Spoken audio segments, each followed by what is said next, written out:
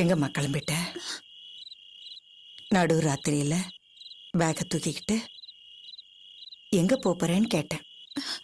அம்மா வந்து நீ வீட்டை விட்டு போனதா உன் தங்கச்சி இங்க வருவேன்னு சொன்னாலே, அதுக்காக கிளம்பிட்டியா? எங்க போறதா உத்தேசம்? உனக்கு இந்த வீடு தானே உலகம். எங்களை தவிர உனக்கு யார தெரியும்? எந்த தைரியத்தில் நீ கிளம்பிட்ட? அம்மா பைத்தியக்காரி பைத்தியக்காரி. உன் புத்தி ஏன் இப்படி எல்லாம் வேலை செய்து? ஏன் இப்படி எல்லாம் வேலை செய்து? நீ இந்த வீட்டை விட்டு போயிட்ட, காவி எங்க வந்துட்டா, இந்த வீடே நிறைஞ்சு போயிடுமா? நாங்கெல்லாம் சந்தோஷத்துல அப்படியே பூரிச்சு போயிடுவோமா? காவியா போனா நான் தாங்கிக்கிட்டேன். நீ போனா என் உசுறு போயிடுடி. இப்படி பேசுற? பேசாதிரி, அதாண்டி நடக்கும். அதான் நடக்கும்.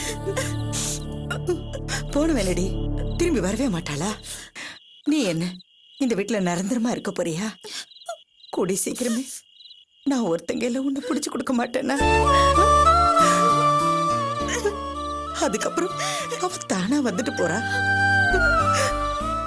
அதுக்காக பேக் எடுத்துட்டு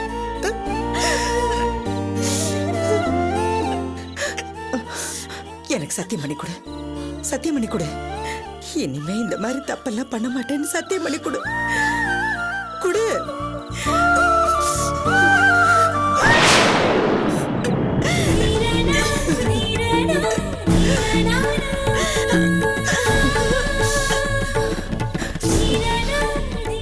இந்த காலத்திலையும் இப்படி ஒரு பொண்ணா இருக்கேடி. ஒருத்தி உன் மேல பாசமே இல்லாம அப்படியே கரிச்சு கொட்டிட்டு போயிட்டா. அவளுக்காக, அவ சொன்னாங்கிறதுக்காக நீ வீட்டை விட்டு போறேங்கிறிய. உன் நல்ல மனச அவ எப்ப புரிஞ்சுக்க போற? கண்ணு தொடச்சுக்க, அழாத. இந்த விஷயம் யாருக்கும் தெரியக்கூடாது. சத்தம் இல்லாம போய் தூங்க.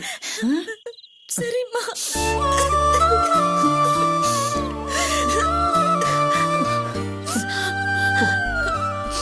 நான் எடுத்துட்டு வரப்போ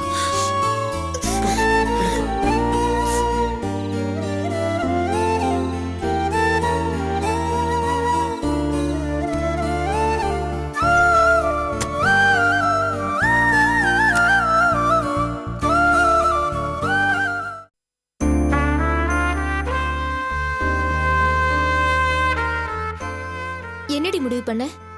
ஏதாவது பிரச்சனை எடுப்போதுப்பா? அதெல்லாம் ஒன்றும் ஆகாது. சப்போஸ் லெட்டர்ல எழுதின மாதிரி எங்கேயாவது போயிட்டானா? யாரு அவளா? உனக்கு அவளை பத்தி தெரியாது. அவ அந்த வீட்டை விட்டு போக மாட்டான். இல்லடி, அவ ரொம்ப சென்சிட்டிவான கேரக்டரா தெரியறா. அது மட்டும் இல்லாம அவ படிக்காதவ. ஓவரா உணர்ச்சி வசப்பட்டு எங்கேயாவது போய் ஏதாவது ஆயிடுச்சுன்னா அதுக்கு நீதான் பொறுப்பாவ. ஞாபகத்துல வச்சுக்க. ஏன் இப்படி எல்லாம் பயமுறுத்துற? நான் பயமுறுத்தல, ஃபேக்ட தான் சொல்றேன். ஏதாவது பிரச்சனை வந்ததுன்னு வச்சுக்க, நம்ம எல்லாருக்குமே டார்ச்சர் தான். இப்ப என்ன? உனக்கு அவ அந்த வீட்ல இருக்காளா இல்லையான்னு தெரிஞ்சுக்கணும், அவ்வளவுதானே? நான் சொல்ற மாதிரி செய். என்ன?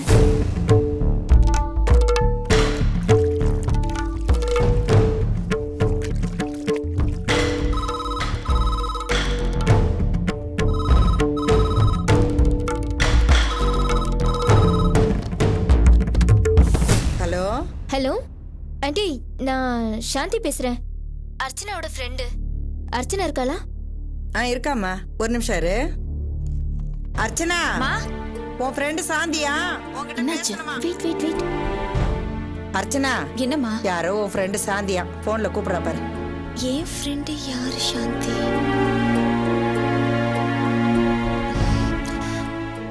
ஹலோ. ஹலோ, அர்ச்சனாவா? ஆமாங்க. ஏய், அர்ச்சனா தான் பேசுறா. இருக்காளா? ஹலோ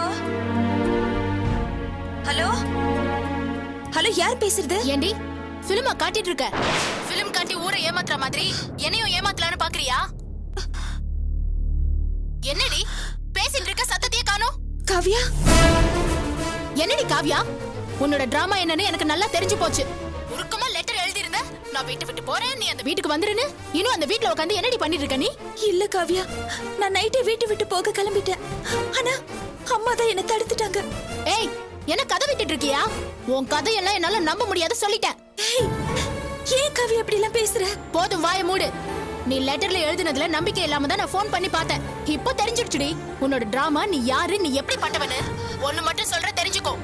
இனி நீ அந்த வீட்ல இருந்தாலும் சரி, வீட்டை விட்டு வெளியே போனாலும் சரி, ஜென்மத்துக்கு நான் அந்த வீட்டுக்கு வர மாட்டேன். அதனால தேவையில்லாம கேவலமான டிராமா என்கிட்ட ட்ரை பண்ணாத, புரியுதா? என்ன காவ்யா இப்படி எல்லாம் பேசுற? நான் நடிக்கிறேனா? ஏய், என்ன சொல்ற அவ? தள்ளு. ஏய், உன் மனசுல நீ என்ன நினைச்சிட்டு இருக்க? நீதான் தருதல மாதிரி ஊரை சுத்தணுங்கிறதுக்காக இந்த வீடே வேண்டான்னு வெளியில ஓடினவ. அப்புறம் எதுக்கடி போன் பண்ணி இவ்வளவு இம்சை பண்ணிட்டு இருக்க? சும்மா இருடி நீ. இத பார், நீ ஊர் சுத்தணுங்கிறதுக்காக போய் சொல்லி எங்களை ஏமாத்திட்ட. அப்புறம் இப்ப நீ இந்த வீட்டுக்கு வரணுங்கிறதுக்காக இவ வீட்டை விட்டு வெளியே போணுமா? தேவையில்லடி, அப்படி ஒரு அவசியம் எங்களுக்கு இல்ல. இவ வீட்டை விட்டு போய் தான் நீ இந்த வீட்டுக்கு வரணுங்கிற அவசியம் எங்களுக்கு இல்லடி. இன்னொன்னு சொல்ற கேட்டுக்க. இத பாரு, இந்த அர்ச்சனா வீட்டுல இருந்தாலும் சரி, இல்ல அவ கல்யாணம் பண்ணி புருஷ வீட்டுக்கு போனாலும் சரி, சும்மா இருடி. அவ கல்யாணம் பண்ணி வீட்டை விட்டு போனாலும் சரி, நீ இந்த வீட்டு பக்கம் தலை வச்சு கூட படுக்க கூடாது. எங்களுக்கு நீ பொண்ணே இல்லன்னு ஆயிடுச்சு. அப்புறம் என்னடி? எதுக்காடி எங்களுக்கு போன் பண்ற?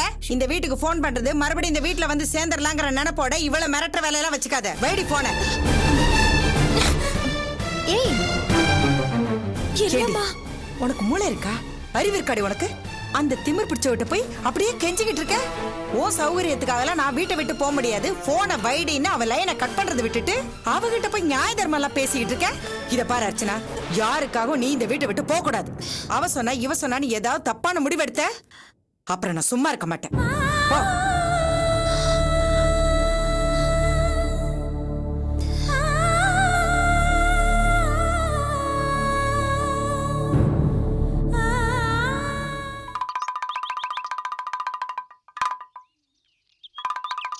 பாருங்க, இப்போ பாம்புக்கும் கீரிக்கும் சண்டை விட போறேன். ஜெய் ஜக்கம்மா. போட்டு சாமி போடே போடே பைசா போடே. அங்கே பார், பாம்புக்கும் கீரிக்கும் சண்டை விட போறார் நம்ம குரு பகவான். போடே போடே சில்லறை போடே. பைசா போடு. பைசா போடலனா வாயில வயித்துல ரத்தம் வரும். துட்டு போடாம வீட்டுக்கு போனா பின்னாடி ரத்தம் வரும். பைசா போடாம வேடிக்கை பார்த்துட்டு வீட்டுக்கு போனா பின்னாடி ரத்தம் வரும். போடு சில்லறை போடு. அப்படி போடு பாரு. வா வா வா வா சாமி, வா வா வா. ஏய், எங்கே ஓடுறே? வேடிக்கை பார்த்துட்டு துட்டு போடாம போறே. துட்டு போடலனா வாயில வயித்துல ரத்தம் வரும். துட்டு போடு சாமி, வயிற்று பொழுப்புக்கு சாமி. இது கஷ்டப்படுறோம் சாமி, நாங்க பைசா போடு சாமி. போடு சாமி. ஏய் போடாம போ சாமி.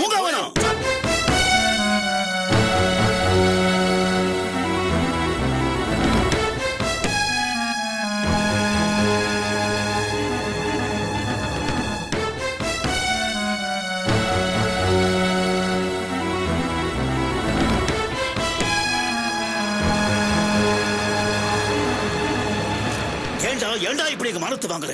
இப்படி எல்லாரும் கையேந்தி பிச்சு வாங்குறியே, இது ஒரு கசியமா தெரியல? இதெல்லாம் ஒரு பொழப்பாடா? குவார்டருக்கும் ஆஃபுக்கும் ஆகணும் தான். அப்படி என்னடா குடிக்கணும் தலையெழுத்து உனக்கு? இப்படி பிச்சை எடுத்து குடிக்கலன்னா உங்க குடி முடிய போயிருமா? எது பிச்சை? செய்யும் தொழிலே தெய்வம். எந்த தொழிலையும் கேவலமா நினைக்க கூடாதுன்னு. ஏண்டா இதுவா தொழில்? மத்தவங்களை பயமுறுத்தி பணம் கொடுக்கறது ஒரு தொழிலா? அப்படியே அது தொழிலா இருந்தாலும் அது அவனுக்கு தான். நீ என்ன உழைக்கிற, நீ என்ன கஷ்டப்படுற? தொண்டை தண்ணி வத்துற அளவுக்கு கத்துறனே, அது உழைப்பு இல்லையா? அப்படி எதுக்கு கத்தணும்? கேவலப்பட்டு குடிக்கணும். எல்லாம் வயிற்று பொழப்புக்கு தான் சாமி.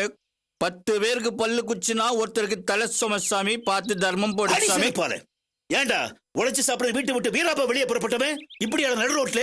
இப்படியா நடு ரோட்ல போடலனா கூட்டம் வராது சாமியோ. அப்பா, இப்படி எல்லாம் பண்ணிட்டு இருக்கீங்களே, உங்களுக்கே அசிங்கமா இல்ல? 4 வேளை மூச்சு முட்டை குடிக்கணும்னா எதுவும் அசிங்கம் இல்ல செல்வம். உனக்கு அசிங்கம் இல்லடா, அசிங்கம் முழுக்க இவனுக்கு தான். நாயா பேயா உழைச்சு குடும்பத்தை காப்பாத்திட்டு இருக்கான்ல, அந்த கௌரவத்தை கெடுக்கிறதுக்குன்னு இந்த மாதிரி காரியமெல்லாம் பண்ணிட்டு இருக்கிறேன். அப்படித்தானே?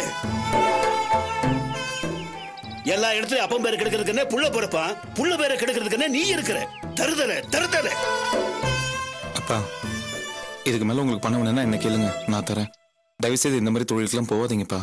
ஆஹா, ரொம்ப நன்றி சாமி, நன்றி சாமி. மனசு ரொம்ப குளிர்ந்து போச்சு சாமி. பாத்தியா அவன் புத்தி எப்படி போகுது பாத்தியா? செல்வம், இவனுக்கு பணம் கொடுத்து கெடுக்காதப்பா. பரவாயில்ல பெரியப்பா, வேற வழி இல்லைன்னா வேற என்ன பண்றது? வாங்கப்பா வீட்டுக்கு போலாம். நீங்க கிளம்புங்க. நான் இத கம்பெனில கொடுத்துட்டு இதுல எனக்கு சேர வேண்டிய சேர வாங்கிட்டு வந்துடுறேன். தொழில் தர்மம் செல்வம். நீ அண்ணனை பத்திரமா கூட்டு போங்கண்ணா. நீ எல்லாம் ஒரு ஜென்மம் மானம் கட்டவன். வீட்டுக்கு வா.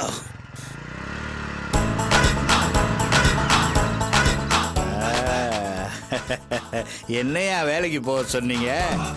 உங்க வாயாலேயே நீ வேலைக்கு போகாத, குடிக்க காசு நான் தரேன்னு சொல்ல வச்சுட்டேன் பாத்தீங்களா? பூங்காவனத்துக்கு 7 அறிவு நிரூபிச்சிட்டேன்ல.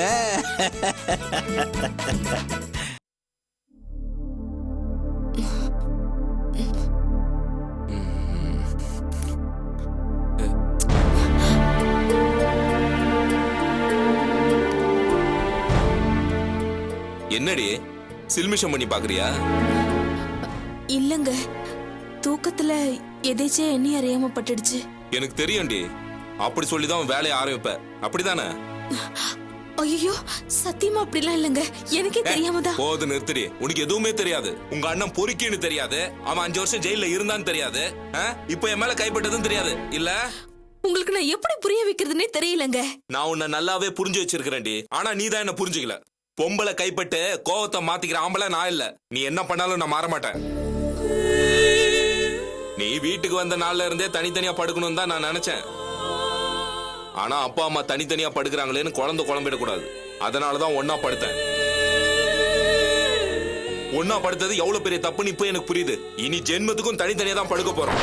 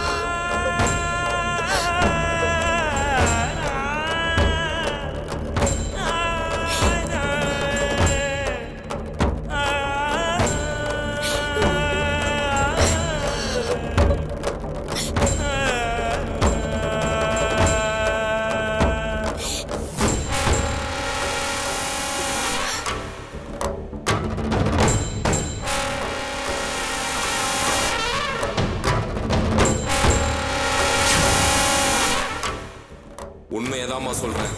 இனிமேல் நீ சொல்ற மாதிரி நடந்துக்கிறேன். போதுமா?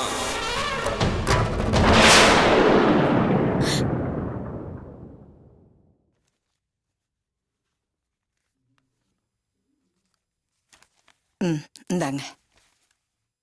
சொல்றதுக்கே கஷ்டமா இருக்குங்க. இது வரைக்கும் அர்ச்சனாவை 20 பேர் வந்து பொண்ணு பார்த்துட்டு போனாங்க. எதுவுமே சரியா அமையல. நீங்க அவ ஜாதகத்தை பார்த்து சொன்னீங்கன்னா சரியா இருக்கும்னு தான் நான் உங்களை எதிர்பார்த்துக்கிட்டே இருந்தேன். எங்கம்மா, எல்லா இடத்துக்கும் ஓய்வு ஒழிச்சு இல்லாம அலைஞ்சு பார்க்க வேண்டியிருக்கு. யாருக்குன்னு நேரத்தை ஒதுக்கி பார்க்க முடியும் சொல்லுங்க? ஆனா சொன்ன நேரத்துக்கு கரெக்டா வந்துருவேன். காஃபி சாப்பிடுங்கன்னா வேண்டாங்கிறீங்க. இல்லம்மா, வெளி இடத்துல எங்கேயும் சாப்பிட்றது இல்ல.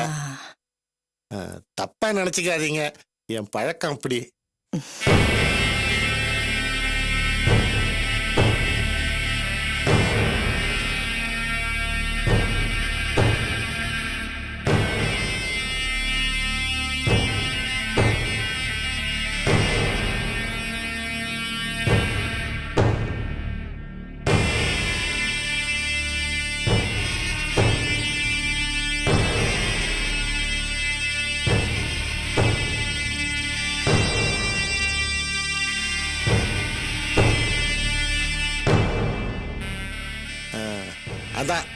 அதான் பிரச்சனையே. என்னங்க? உங்களுக்கு புரியற மாதிரி சொல்றேம்மா. ராகுக்கு ஏது தோஷம் இருக்கு. அதான் பாப்பாவுக்கு இத்தனை நாளா வந்த வரன்லாம் தள்ளி போயிருக்கு. அதுக்கு ஏதாவது பரிகாரம் இருக்கா? செஞ்சா சரியாயிடுங்களா? தேவையே இல்லம்மா. இப்ப கலஸ்திரஸ்தானத்தை குரு பாக்குறதுனால குரு பகவானோட அனுகிரகம் உங்க பொண்ணுக்கு பரிபூர்ணமா இருக்கு. இந்த குரு பயிற்சிக்கு அப்புறம் பாருங்களேன், நல்ல வரனா தேடி வரும். நீங்க கவலையே படாதீங்க.